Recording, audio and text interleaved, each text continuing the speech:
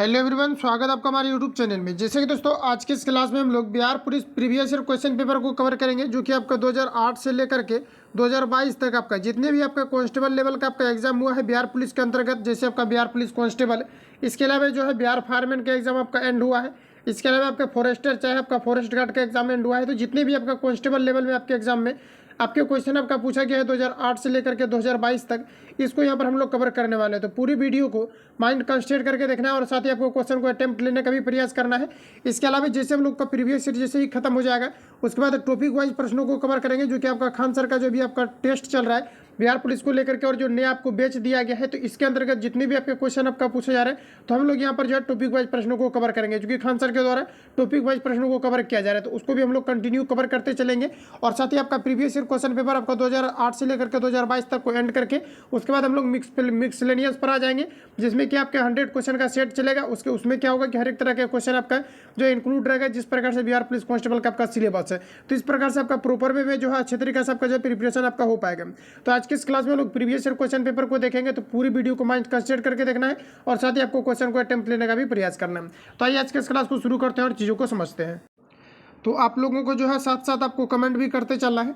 तो first question हमारा देखिए, आपका फर्स्ट क्वेश्चन जो है आपका ये आपके प्रीवियस ईयर के एग्जाम में पूछा गया है, और रिसेंटली जो भी आपका मद्य निषेध का आपका एग्जाम हुआ है, सेम टू सेम आपका यही क्वेश्चन आपका पूछा गया है। तो कहीं ना कहीं प्रीवियस ईयर आपका रिपीट हुआ है, और फॉरेस्टर में भी जो आपका एग्जाम हुआ था वहाँ से भी क्वेश्चन आपका जो है सेम आपका क्वेश्चन आपका जो है पूछे गए थे। तो आपको ध्यानपूर्वक जो है माइंड कंसंट्रेट करके आपको जो है देखना है और साथ ही आपको माइंड में फिट करते चलना है। तो फर्स्ट क्वेश्चन हमारा पूछा जा रहा है कि ध्वनि का वेग अधिकतम किसमें होता है। सेम क्वेश्चन आपका यही आपका पूछा गया है मद्य निषेध का। अगर आपने एग्जाम दिया हो तो आपको मिलना होगा, या तो फिर आप प्रीवियस ईयर क्वेश्चन पेपर को आज देख लीजिएगा, ये क्वेश्चन आपको मिल जाएगा। तो यहाँ पर आपको देखिए पूछा रहा है कि ध्वनि का वेग अधिकतम होता है, तो कहाँ पर अधिकतम होता है ये आपको वहाँ पर पूछा जा रहा है। तो यहाँ पर जो आपका करेक्ट आंसर हो जाएगा ये आपका हो जाएगा स्टील में। स्टील में जो है ध्वनि का वेग सबसे अधिकतम होता है, तो ऑप्शन यहाँ पर आपका जो है सी करेक्ट हो जाएगा। अगला क्वेश्चन है हमारा 2 नंबर का। आप लोग आंसर बताएंगे कि किस रंग का तरंग दैर्घ्य सबसे कम होता है, ये आपको नंबर बताना है। तो बताइए यहाँ पर आपका करेक्ट आंसर क्या हो जाएगा, किस रंग का तरंग दैर्घ्य सबसे कम होता है। तो जितने भी छात्रों का कमेंट में जो है आंसर ए आ रहा है, बिल्कुल यहाँ पर आपका करेक्ट हो जाएगा कि किसका जो है किस रंग का तरंग दैर्घ्य सबसे कम होता है। तो ये बैगनी रंग का जो तरंग दैर्घ्य होता है ये सबसे कम होता है। और सबसे अगर अधिक की अगर बात किया जाए तो यहाँ पर आपका हो जाएगा लाल रंग का तरंग दैर्घ्य सबसे अधिक होता है, जबकि बैगनी रंग का तरंग दैर्घ्य सबसे कम होता है। सबसे अधिक अगर विचलन की अगर बात किया जाए तो बैगनी रंग का होता है, जबकि सबसे कम अगर विचलन की बात किया जाए तो ये आपके लाल कलर का होता है। तो यहाँ पर जो आपका करेक्ट आंसर हो जाएगा ऑप्शन ए यहाँ पर आपका राइट हो जाएगा। अगला क्वेश्चन हमारा नेक्स्ट है, वायु में ध्वनि का वेग स्वतंत्र होता है। तो बताइए यहाँ पर आपका 4 ऑप्शन आपके सामने दिया गया है, यहाँ पर आपका करेक्ट आंसर क्या हो जाएगा। तो देखिए यहाँ पर जो आपका करेक्ट आंसर हो जाएगा ये आपका हो जाएगा दाब से। तो देखिए जो ध्वनि का जो वेग है यहाँ पर आपको बताना है साफ तौर पर कि वायु में ध्वनि का वेग जो है स्वतंत्र होता है। तो आपको बताना है कि जो ध्वनि का वेग है ये किसके द्वारा प्रभावित नहीं होता, ये आपको यहाँ पर पूछा जा रहा है। तो देखिए यहाँ पर जो आपका करेक्ट आंसर हो जाएगा ये आपका दाब हो जाएगा। दाब के द्वारा जो है ध्वनि का वेग आपका जो है प्रभावित नहीं होता है। इसके अलावा घनत्व पर ही आपका डिपेंड करता है, तापमान पर डिपेंड करता है। जैसे ही वायुमंडल का तापमान अधिक होता है तो ध्वनि का वेग जो है ये आपके बढ़ जाते हैं। तो पूछा जाता है कि वायुमंडलीय अगर तापमान अधिक हो जाता है तो ध्वनि के वेग पर क्या प्रभाव पड़ेगा, तो ध्वनि का वेग आपका बढ़ जाएगा। इसके अलावा आर्द्रता पर भी आपका डिपेंड करता है। जैसे ही आर्द्रता आएगा तो टेम्परेचर आपका कम हो जाएगा, जिसके कारण ध्वनि का वेग आपका घट जाएगा। तो यहाँ पर अगर बात किया जाए कि कौन ऐसा जो है आपका कंडीशन है जिसमें कि ध्वनि का वेग प्रभावित नहीं होता है, तो यहाँ पर आपका हो जाएगा दाब। तो ऑप्शन यहाँ पर आपका एक करेक्ट हो जाएगा। आप सभी लोगों को ध्यान में रखना है। अगला क्वेश्चन देखिए नेक्स्ट हमारा पूछा जा रहा है, प्राथमिक रंग कहा जाता है। तो कल भी ये आपका क्वेश्चन आपका रिपीट हुआ था, तो आपको ध्यान में रखना है कि प्राथमिक रंग जो कहा जाता है किसे कहा जाता है, ये आपको यहाँ पर पूछा जा रहा है। तो बताइए यहाँ पर आपका करेक्ट आंसर क्या हो जाएगा। तो अगर आपका आंसर अगर बी आ रहा है तो बिल्कुल यहाँ पर आपका करेक्ट हो जाएगा। करेक्ट आंसर क्या हो जाएगा, तो प्राथमिक रंग के अंतर्गत आपका जो है लाल, हरा और नीला आता है। इन्हीं 3 कलर को जो है मिला करके अलग अलग कलर जो है आपके बनाए जाते हैं। तो ऑप्शन यहाँ पर आपका जो है बी करेक्ट हो जाएगा। अगला क्वेश्चन हमारा ये आपके सामने, परमाणु की प्रभावी त्रिज्या होती है। तो 4 ऑप्शन आपके सामने है, यहाँ पर आपको बताना करेक्ट आंसर आपका क्या हो जाएगा। तो देखिए फ्रेंड्स, परमाणु की जो त्रिज्या होता है ये आपका जो है 10 टू दी पावर आपका 10 मीटर के बराबर होता है। तो यहाँ पर जो आपका करेक्ट आंसर हो जाएगा ये आपका 10 टू दी पावर 10 मीटर हो जाएगा। और साथ ही यहाँ पर आपको याद रखना है कि पूछा जाता है कि 1 एंग्स्ट्रॉम बराबर कितना होता है। तो आपको ध्यान में रखना है कि 1 एंग्स्ट्रॉम बराबर 10 टू दी पावर -10 मीटर के बराबर होता है। ये भी आपका प्रीवियस ईयर के एग्जाम में आपका रिपीट है, आपको याद रखना है। एक एंगस्ट्रम बराबर आपका लगातार आपका पूछा जाता है, तो ये आपका जो है कितना होता है 10⁻⁻10 मीटर के बराबर होता है। और परमाणु की प्रभावित त्रिज्या कितना होता है, तो ये भी यहाँ पर आपका हो जाएगा 10⁻⁻10 मीटर। तो आप सभी को यहाँ पर आपको ध्यान में रखना है। Correct answer option number A B यहाँ पर आपका जो है राइट हो जाएगा। अगला क्वेश्चन ये आपके सामने, ये भी आपका प्रीवियस ईयर में आपका पूछा हुआ क्वेश्चन है, जो कि फॉरेस्टर में भी आपका जो है 2021 के एग्जाम में आपका यहाँ पर आपको पूछा गया था। तो बताइए यहाँ पर आपका करेक्ट आंसर क्या हो जाएगा। तो देखिए बेटा जी, यहाँ पर पूछा है कि तंबाकू में विषैला पदार्थ होता है, तो बताइए कि तंबाकू में कौन सा विषैले पदार्थ होते हैं। तो देखिए तंबाकू में क्या पाया जाता है, तो इसमें पाया जाता है निकोटीन। ऑप्शन यहाँ पर आपको ए करेक्ट हो जाएगा। तंबाकू में क्या पाया जाता है, तो इसमें आपके निकोटीन पाया जाता है। अगर आपका ऑप्शन ए आ रहा है तो बिल्कुल यहाँ पर आपका करेक्ट हो जाएगा। अगला क्वेश्चन हमारा नेक्स्ट देखिए, यहाँ पर आपको पूछा रहा है 7 नंबर में, कैफीन कहाँ पाया जाता है, ये आपको यहाँ पर बताना है। तो यहाँ पर जो आपका करेक्ट आंसर हो जाएगा कॉफ़ी। कॉफ़ी में क्या पाया जाता है, तो कैफीन पाया जाता है। और कैफीन एक प्रकार का जो है नशा तरह का ये आपका पदार्थ पाया जाता है, जिससे कि क्या होता है कि नशा का मतलब बोल सकते हैं कि नशा का आदत लग जाता है। और ये इसमें कैफीन नामक ही पदार्थ आपका पाया जाता है, एक प्रकार का जो है नशा के अंतर्गत आता है। यहाँ पर जो आपका करेक्ट आंसर हो जाएगा ये आपका कॉफ़ी हो जाएगा। तो ऑप्शन यहाँ पर आपका जो है सी करेक्ट हो जाएगा। अगला क्वेश्चन हमारा नेक्स्ट देखिए, यहाँ पर आपको पूछा है एक एवोगाड्रो संख्या का मान कितना होता है, ये आपको यहाँ पर पूछा है। इंपॉर्टेंट क्वेश्चन है, रिपीटेड है, तो यहाँ पर आपको बताना है एक एवोगाड्रो संख्या बराबर कितना होता है। 4 ऑप्शन आपके सामने दिए गए हैं, तो यहाँ पर आपको बताना करेक्ट आंसर क्या हो जाएगा। तो देखिए एक एवोगाड्रो संख्या बराबर जो होता है ये आपका 6.022 इंटू 10⁻23 के बराबर होता है। इसका किसी प्रकार का आपका जो है यूनिट आपका नहीं होता है, ये यूनिट लेस क्वांटिटी के अंतर्गत है, चूंकि ये आपका वैल्यू है।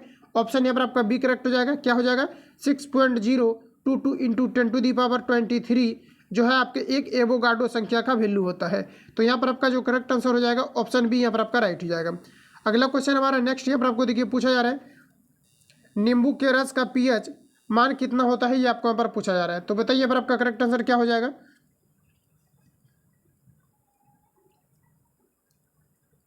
तो देखिए यहाँ पर जो आपका करेक्ट आंसर हो जाएगा नींबू का पीएच मान कितना होता है, तो ये आपका जो है 2.4 होता है। और नींबू का पूछा जाता है कि नींबू में किस प्रकार के अम्ल पाए जाते हैं, तो इसमें आपका जो है साइट्रिक अम्ल पाए जाते हैं। किस प्रकार के अम्ल पाए जाते हैं, तो यहाँ पर आपका साइट्रिक अम्ल पाए जाते हैं। नींबू का पीएच मान आपका 2.4 है, इसलिए जो नींबू का पीएच होगा ये आपका जो है अम्लीय होगा, ध्यान में रखना है। Correct answer option number C यहाँ पर आपका राइट हो जाएगा। नेक्स्ट क्वेश्चन हमारा 10 नंबर में यहाँ पर आपको बताना है कि नींबू में कौन सा अम्ल पाया जाता है। तो देखिए डिस्कशन में मैंने अभी कवर किया हुआ है, तो यहाँ पर आपको बताना है कि कौन सा अम्ल पाए जाते हैं। तो बिल्कुल यहाँ पर आपका करेक्ट आंसर क्या हो जाएगा, तो सी हो जाएगा। नींबू में क्या पाए जाते हैं, तो यहाँ पर आपका साइट्रिक अम्ल पाए जाते हैं।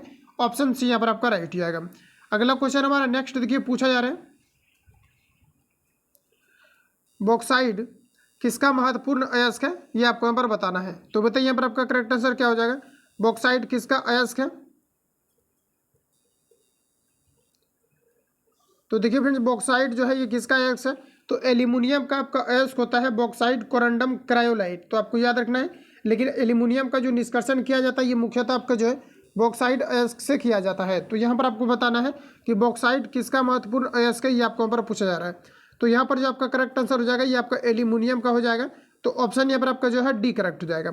नेक्स्ट क्वेश्चन हमारा अगला देखिए, यहाँ पर आपको पूछा जा रहा है पीतल डैश की मिश्र धातु होता है। तो पीतल किसका मिश्र धातु है, ये आपको यहाँ पर बताना है। तो चारों ऑप्शन आपके सामने यहाँ पर आपको दिया गया है, बताना करेक्ट आंसर इसका क्या हो जाएगा।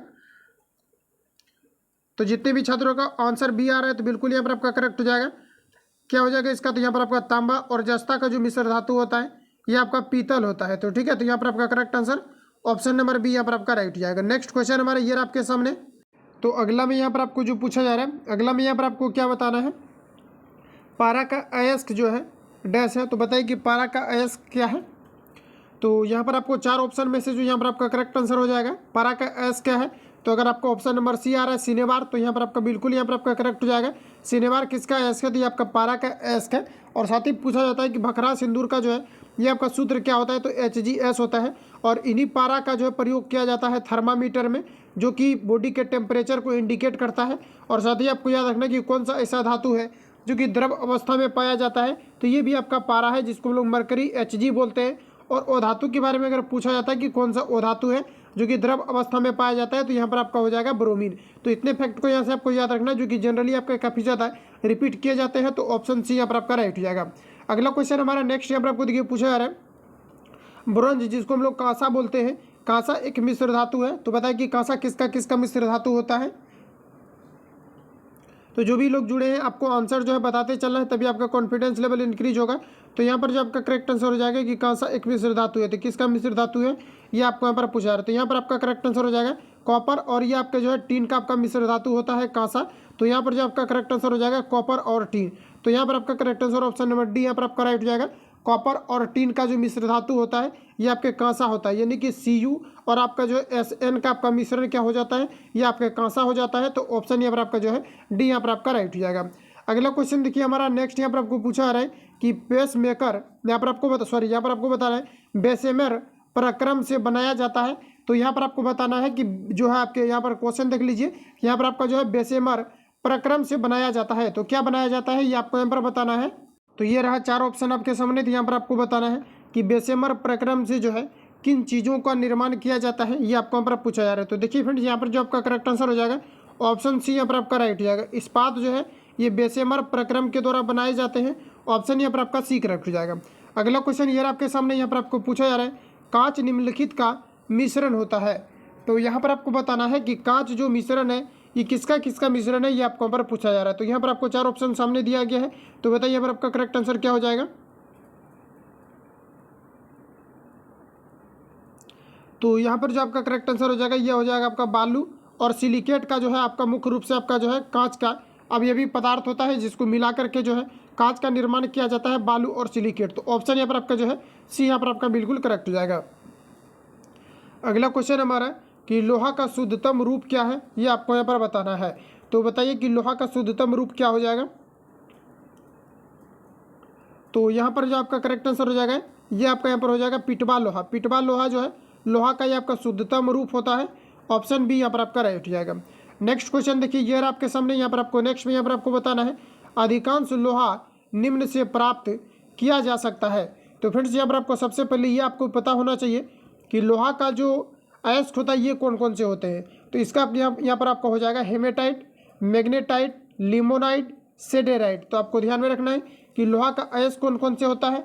तो हेमेटाइट, मैग्नेटाइट, लिमोनाइट और सेडेराइट जो है ये आपके लोहा का अयस्क होते हैं। लेकिन लोहा का जो निष्कर्षण मुख्य रूप से किया जाता है ये आपके किए जाते हैं किन से। तो यहाँ पर आपका करेक्ट आंसर ऑप्शन नंबर यहाँ पर आपका राइट हो जाएगा। हेमेटाइट से जो है मुख्यतः लोहा का निष्कर्षण किया जाता है। तो यहाँ पर अगर आपको ऑप्शन ए आ रहा है तो बिल्कुल यहाँ पर आपका करेक्ट हो जाएगा। अगला क्वेश्चन हमारा नेक्स्ट यहाँ पर आपको देखिए पूछा जा रहा है मानव द्वारा निर्मित प्रथम संश्लिष्ट रेशा कौन सा है, ये आपको यहाँ पर पूछा रहा है। इंपॉर्टेंट क्वेश्चन है जो कि आपके फॉरेस्टर के एग्जाम में भी आपका पूछा गया है और बिहार पुलिस के एग्जाम में भी आपका रिपीटेड है। तो यहाँ पर आपको बताना है कि मानव द्वारा निर्मित प्रथम संश्लिष्ट रेशा कौन सा है। तो यहाँ पर 19 का जो यहाँ पर आपका करेक्ट आंसर हो जाएगा ये आपका हो जाएगा यहाँ पर आपका नाइलॉन। नाइलॉन अगर आपका आंसर आ रहा है तो बिल्कुल यहाँ पर आपका करेक्ट आंसर हो जाएगा नाइलॉन। जो प्रथम संश्लिष्ट आपका रेशा है ये कौन सा हो जाएगा, तो नाइलॉन हो जाएगा। ऑप्शन ए यहाँ पर आपका राइट हो जाएगा। नेक्स्ट क्वेश्चन हमारा देखिए नेक्स्ट में यहाँ पर आपको पूछा रहा है कि गन पाउडर किसका मिश्रण होता है, ये आपको यहाँ पर पूछा रहा है। इंपॉर्टेंट क्वेश्चन है जो कि हर एक प्रकार के लगभग एग्जाम में इसको जो है रिपीट किया जाता है। तो यहाँ पर आपको बताना है करेक्ट आंसर आपका क्या हो जाएगा कि गन पाउडर किसका मिश्रण है। तो 4 ऑप्शन आपके सामने दिए गए, तो बताइए यहाँ पर आपका करेक्ट आंसर क्या हो जाएगा। तो देखिए यहाँ पर जो आपका करेक्ट आंसर हो जाएगा ये आपका यहाँ पर हो जाएगा सल्फर, चारकोल, इसके अलावा यहाँ पर आपका सोरा हो जाएगा। सल्फर, चारकोल और सोरा जो है ये किसके अवयवी पदार्थों, ये जो है किसके लिए अवयवी पदार्थ है, तो ये गन पाउडर का है। इनको मिलाने से क्या बनता है, तो गन पाउडर बनता है। सल्फर, चारकोल और जो आपके सोरा है इसको मिलाने से क्या बनता है, तो गन पाउडर बनता है। ऑप्शन बी यहाँ पर आपका राइट हो जाएगा। अगला क्वेश्चन देखिए नेक्स्ट हमारा यहाँ पर आपको पूछा जा रहा है गन धातु में होता है। तो बताइए कि गन धातु में किस प्रकार के जो है अवयवी तत्वों को मिलाया जाता है। तो यहाँ पर अगर आपको ऑप्शन सी आ रहा है तो यहाँ पर आपका करेक्ट हो जाएगा। गन धातु में क्या क्या मिलाया जाता है, तो कॉपर, टिन और इसमें जो है जिंक मिलाए जाते हैं। ऑप्शन सी यहाँ पर आपका राइट हो जाएगा। नेक्स्ट क्वेश्चन ये रहा आपके सामने, टाका बताना है यहाँ पर आपको कि टाका यानी सोल्डर से बनी मिश्र धातु कौन सी है, ये आपको यहाँ पर पूछा जा रहा है। तो बताइए यहाँ पर आपका करेक्ट आंसर क्या हो जाएगा। टाका यानी सोल्डर से बनी मिश्र धातु कौन सी है, ये आपको यहाँ पर पूछा जा रहा है। तो बताइए यहाँ पर आपका करेक्ट आंसर क्या हो जाएगा। तो देखिए यहाँ पर जो आपका करेक्ट आंसर हो जाएगा, ये आपका यहाँ पर हो जाएगा सीसा और टीन। सीसा और टीन से मिलकर के जो है टाका यानी कि सोल्डर मिश्र धातु का निर्माण किया जाता है। ऑप्शन यहाँ पर आपका डी राइट हो जाएगा। नेक्स्ट क्वेश्चन ये आपके सामने। नेक्स्ट में यहाँ पर आपको पूछा जा रहा है कि निम्नलिखित में से सबसे भारी धातु क्या है, ये आपको यहाँ पर पूछा जा रहा है। तो बताइए यहाँ पर आपका करेक्ट आंसर क्या हो जाएगा।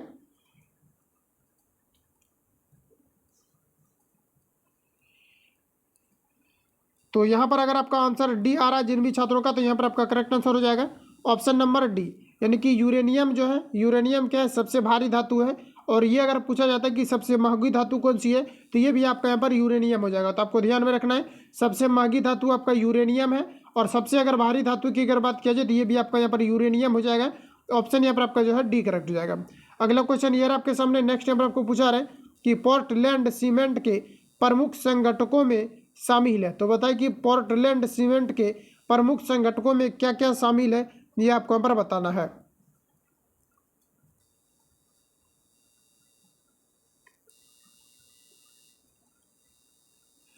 तो देखिए यहाँ पर आपका जो करेक्ट आंसर हो जाएगा, यहाँ पर आपका करेक्ट आंसर हो जाएगा, ये आपका जो है लाइम, सिलिका और एल्यूमिना आपका जो है शामिल है। जनरली अगर ये भी पूछा जाता है कि सीमेंट में मुख्यतः जो पूछा गया है अभी तक कि सीमेंट में किस प्रकार के तत्व मिले हुए रहते हैं, तो जनरली देखा गया है कि उसमें सिलिका आपका दिया रहता है। तो आपको ध्यान रखना है, सिलिका, लाइम और एल्यूमिना रहता है। लेकिन अभी तक जितनी भी मैंने प्रीवियस ईयर को कराया हुआ है, ज़्यादातर क्वेश्चन में आपका जो है सिलिका ही आपका मिला हुआ था सिर्फ। लेकिन यहाँ पर आपको तीनों याद रखना है। ऑप्शन यहाँ पर आपका जो है डी यहाँ पर आपका राइट जाएगा। अगला क्वेश्चन ये आपके सामने, यहाँ पर आपको देखिए नेक्स्ट में पूछा जा रहा है कि सबसे शुद्ध कोयले का प्रकार कौन सा है, ये आपको यहाँ पर पूछा जा रहा है। काफ़ी इंपॉर्टेंट क्वेश्चन है जो कि आपके रिपीट किए जाते हैं।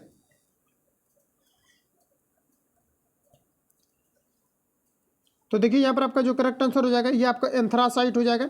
एंथ्रासाइट जो है सबसे जो है ये अच्छे प्रकार के कोयला माना जाता है। और जब से सबसे अगर लो ग्रेड की अगर बात किया जाए तो ये आपका यहाँ पर हो जाएगा पीट कोयला जो है सबसे लो ग्रेड का माना जाता है। जबकि एंथ्रासाइट सबसे हायर लेवल का कोयला माना जाता है, जिसमें कि कार्बन की प्रतिशत मात्रा अधिकतम होती है। तो ऑप्शन यहाँ पर आपका जो है डी करेक्ट हो जाएगा।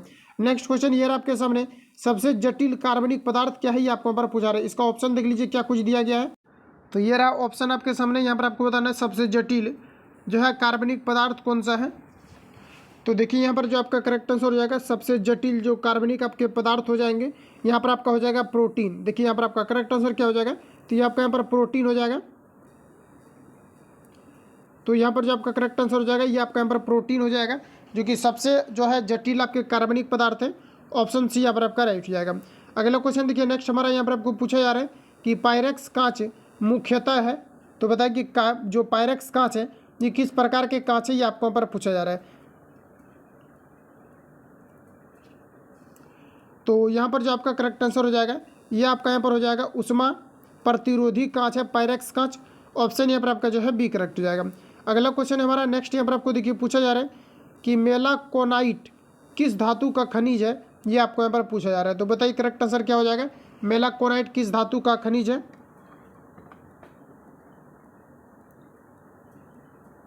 तो जिन भी छात्रों का ऑप्शन ए आ रहा है यहाँ पर आपका करेक्ट हो जाएगा कि मेलाकोनाइट जो है ये किसका प्रमुख अयस्क है, तो ये आपके जो है तांबा का है। तो ध्यान में आपको यह रखना है कि तांबा का जो प्रमुख अयस्क होता है ये मेलाकोनाइट है।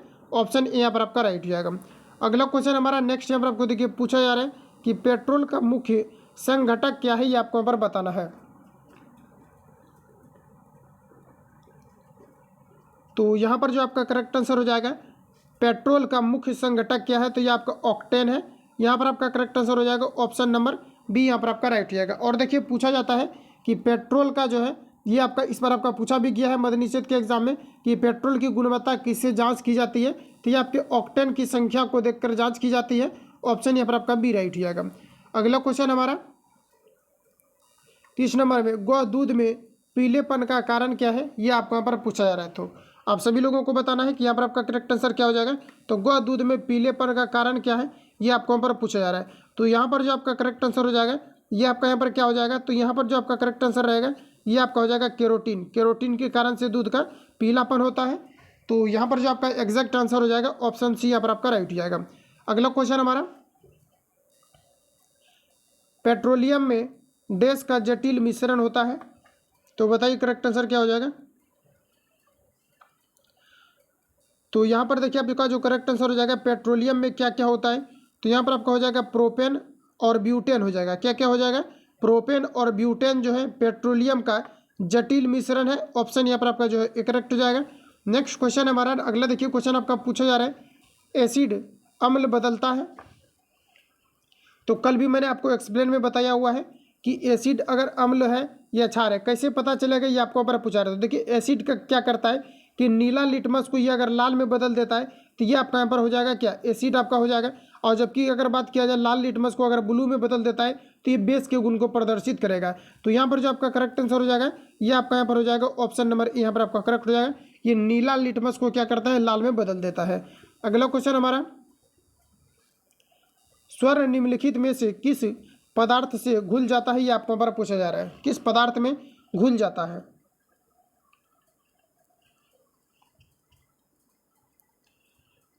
तो यहाँ पर जो आपका करेक्ट आंसर हो जाएगा ये आपका हो जाएगा क्या, सॉरी यहाँ पर आपको देखिए क्या हो जाएगा करेक्ट आंसर, एक्वारेजिया हो जाएगा। अब देखिए एक्वारेजिया होता क्या है, थोड़ा सा यहाँ पर आपको समझना है एक्वारेजिया क्या होता है। तो यहाँ पर आपको देखिए होता क्या है, एक आपका होता है HCl और इसी में आपका यहाँ पर आपका क्या होता है H2SO4 भी आप इसमें लगा सकते हैं, या फिर NH3 आप लगा सकते हैं, NH3O पर लगा सकते हैं, जिसको कि हम लोग नाइट्रिक अम्ल बोलते हैं।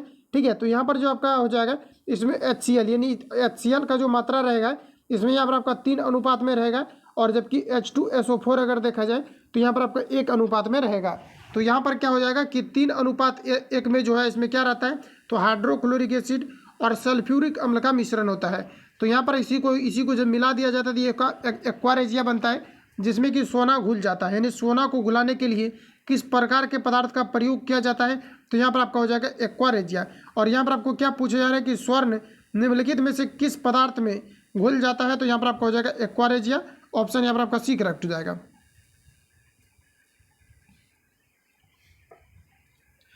नेक्स्ट क्वेश्चन हमारा, एमिनो अम्ल मिलते हैं, तो बताइए कि एमिनो अम्ल ये किस में मिलते हैं, ये आपको हमारा बताना है। तो एमिनो अम्ल जो है ये कहाँ पर मिलते हैं, तो ये प्रोटीन में मिलते हैं। क्योंकि प्रोटीन में क्या होते हैं कि लगभग अगर देखा जाए तो 30 आपका जो प्रोटीन रहता है इसमें क्या होता है कि आपका कुछ आपका एसेंशियल होता है, जो कुछ आपका नॉन एसेंशियल होता है। तो 30 प्रोटीन में अगर देखा जाए तो 10 आपके क्या होते हैं, और प्रोटीन से ही क्या होता है कि आपका जो प्रोटीन से ही आपका क्या होता है, तो एमिनो अम्ल का निर्माण होता है। और एमिनो अम्ल को पुनः क्या होता है कि यकृत के द्वारा जो है, सॉरी आपके लीवर के द्वारा क्या होते हैं, लीवर के द्वारा इसको क्या किया जाता है, तो इसको पुनः जो है यूरिया में परिवर्तित कर दिया जाता है, जो कि मूत्र के रास्ते बाहर आ जाते हैं। तो यहाँ पर आपको बताना है कि जो अम्ल होते हैं एमिनो अम्ल ये किससे बने होते हैं या किस में होते हैं, तो ये आपका प्रोटीन में होते हैं। ऑप्शन यहाँ पर आपका डी करेक्ट हो जाएगा, जिसमें कि 30 प्रोटीन में आपका 10 आपका एसेंशियल होता है जो कि शरीर के लिए लाभदायक होता है, बाकी 20 ऐसे होते हैं जो कि आपका नॉन एसेंशियल होता है, जो कि बाहर निकल जाते हैं अपशिष्ट पदार्थों के रूप में। तो यहाँ पर जो आपका करेक्ट आंसर हो जाएगा ऑप्शन यहाँ पर आपका जो है डी करेक्ट हो जाएगा। अगला क्वेश्चन ये आपके सामने, यहाँ पर आपको पूछा जा रहा है एपीकल्चर किससे संबंधित है, ये आपको यहाँ पर पूछा जा रहा है। तो ये 2019 का बिहार पुलिस के एग्जाम में भी ये क्वेश्चन आपका रिपीट हुआ था। तो यहाँ पर आपको बताना है एपीकल्चर किससे संबंधित है। तो देखिए यहाँ पर आपका जो करेक्ट आंसर हो जाएगा ये मधुमक्खी पालन से आपका जो है एपीकल्चर संबंधित है। ऑप्शन यहाँ पर आपका जो है ए करेक्ट हो जाएगा। नेक्स्ट क्वेश्चन हमारा अगला देखिए यहाँ पर आपको पूछा जा रहा है